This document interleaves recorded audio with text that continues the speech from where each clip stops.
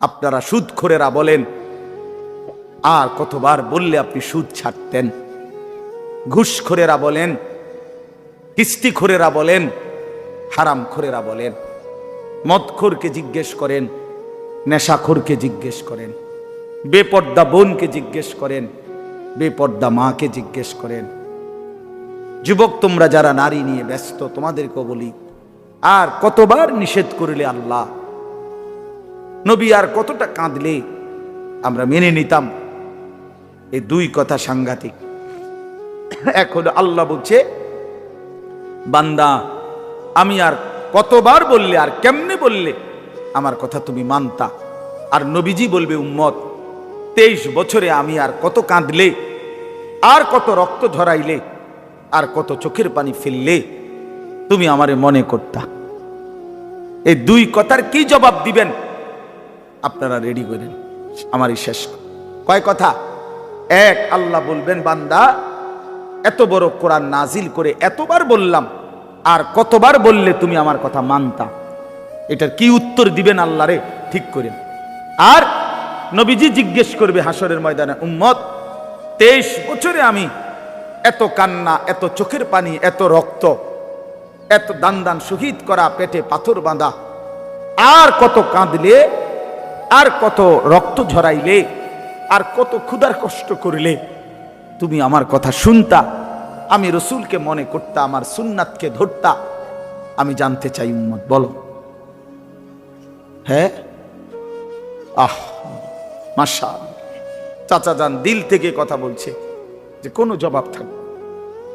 আসলে কি কোনো জবাব থাকবে ভাইয়া? বলো, ছেলেরা বলো, ভাই তোমরা বলো, কি বলবা? তো সেই নবী হাসরের ময়দানে বলবে, উম্মত আমি তোমার জন্য 23 বছর কেঁদেছিলাম, তায়েফের পাথরের আঘাতে পিঠ চালনির মতো রক্তে ছিদ্র ছিদ্র হয়ে গেছে, আমি ক্ষুধার কষ্টে পেটে 2টা পাথর বাঁধছিলাম, আমি উহুদের দান দান শহীদ করা রক্ত নিয়ে উহুদের ময়দানে ঘন্টার পর ঘন্টা বেহুশ পড়েছিলাম, আমার ঘরের চুলায় 3 মাস লাগাতার আগুন জ্বলে নাই, রান্না করা কোনো খাবার আমি নবী খাই নাই, বিনিময়ে আজ তুমি কি আমল নামা নিয়ে আসছো? এই আমল নামাতে ফজরের নামাজ কই? এই আমল নামাতে 30 বছর তুমি আমার উম্মত 30 বছর সুদ খাইলা, তুমি আমার উম্মত, তোমার স্ত্রী কোনোদিন পর্দা করে নাই, তুমি আমার উম্মত, তোমার ঘরে প্রতিদিন রঙিন টেলিভিশন চলে, তুমি আমার উম্মত হয়ে 60 বছর কেমনে বিড়ি সিগারেট খাইলা? তুমি আমার উম্মত হয়ে এত লম্বা সময় কেমনে দাড়ি কাইটা থাকতে পারলা? উম্মত এত বড় বেইজ্জতি আমারে কেমনে করলা? এটা কি আনছো উম্মত? আমি এটা কি আমল নামা?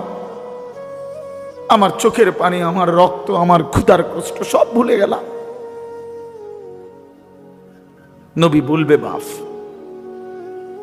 বলবে, উম্মত আমি এটা নিয়া আমার মালিকের সামনে কেমনে দাঁড়াবো?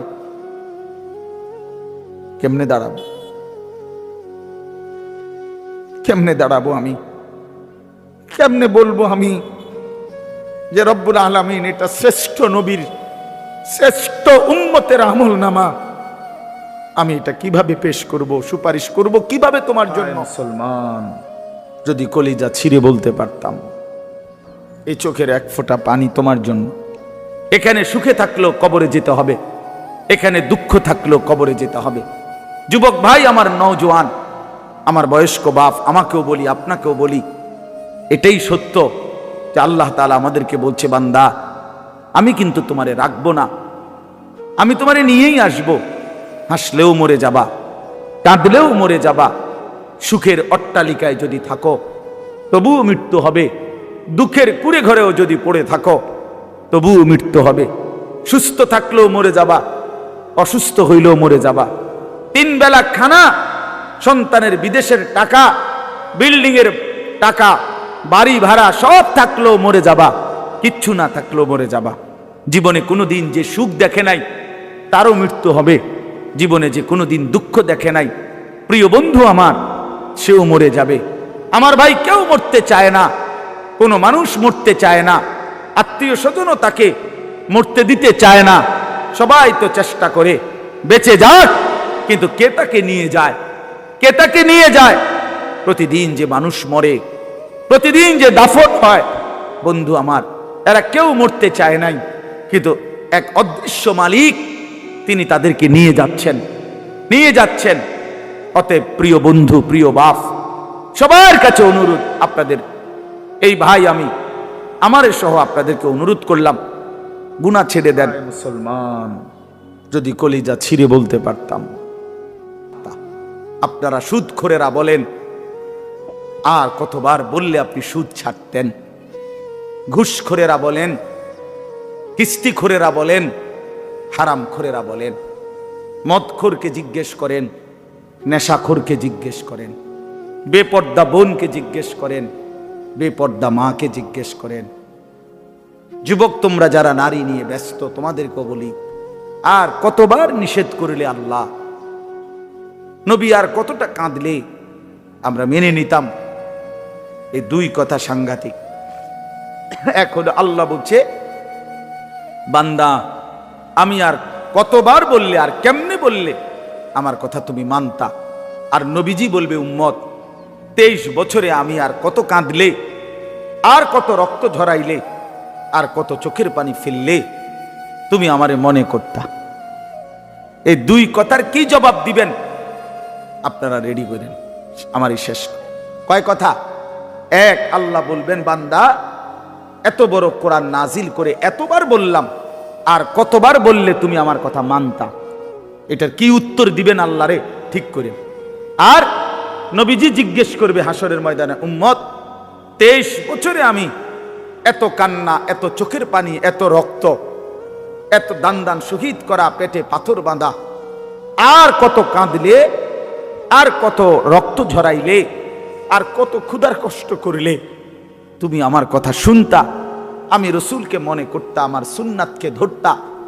আমি জানতে চাই উম্মত, বলো।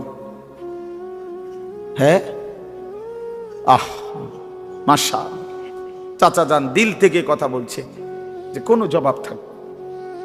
আসলে কি কোনো জবাব থাকবে ভাইয়া? বলো, ছেলেরা বলো, ভাই তোমরা বলো, কি বলবা তখন? মালিকের সামনে, রসুলের সামনে। আর এই দুইজন ছাড়া তখন হাসরের ময়দানে আপন থাকবে কে? কথা বলেন না।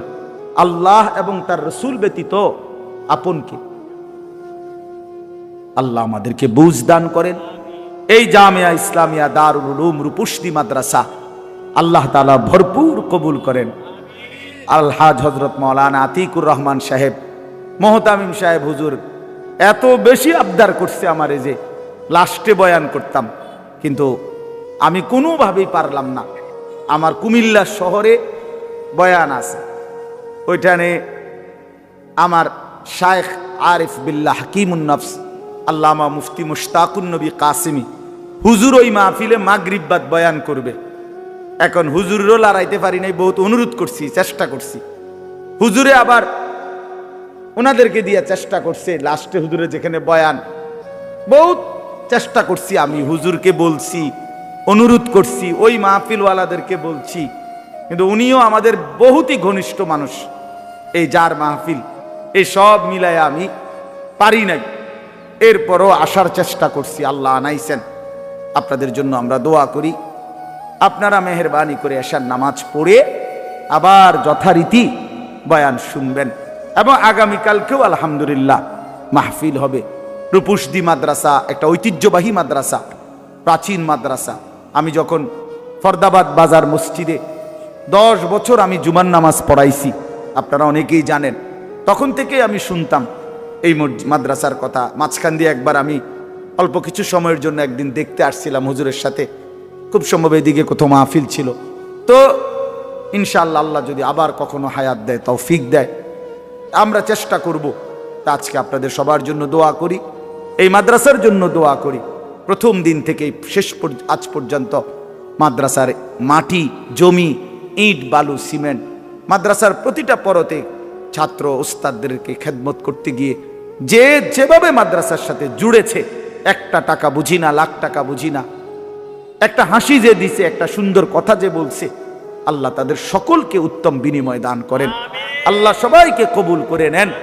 মাদ্রাসার পাশে থাইকেন, তালেবে ইলমদের পাশে থাইকেন, উলামায়ে কেরামের সাথেই থাকেন।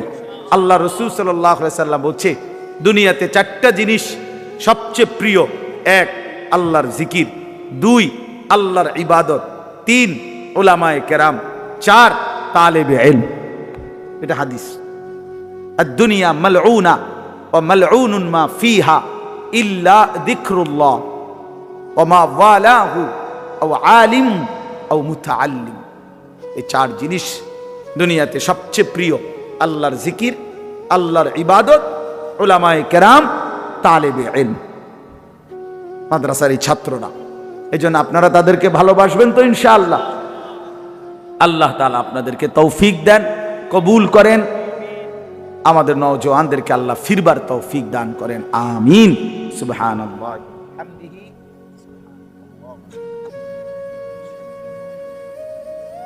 মাশাআল্লাহ, বারাকাল্লাহু ফি হায়াতি। আল্লাহ পাক হুজুরের হায়াতের মধ্যে বরকত দান করুন, আমিন। হুজুর যে আমাদের সামনে